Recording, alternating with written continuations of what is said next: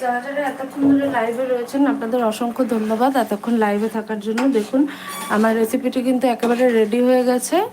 এই সময় আমি সামান্য একটু গরম মশলা দিয়ে দেবো এখানে, আর নুন মিষ্টিটাও কিন্তু একটু চেক করে নিতে হবে নামানোর আগ মুহূর্তে। আমি কিন্তু সামান্য একটু লবণ এখানে ব্যবহার করেছিলাম, আরও একটু লবণ আমি এখানে অ্যাড করবো। একটু গরম মশলা দিয়ে দিলাম এখানে,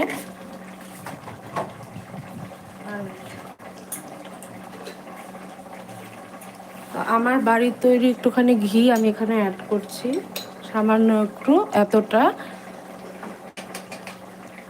তো এই ঘিয়ের রেসিপিটাও কিন্তু আমার চ্যানেলে রয়েছে একটা, বাড়িতে কিভাবে ঘি তৈরি করতে হয়, খাঁটি গাওয়া ঘির একটা রেসিপি রয়েছে।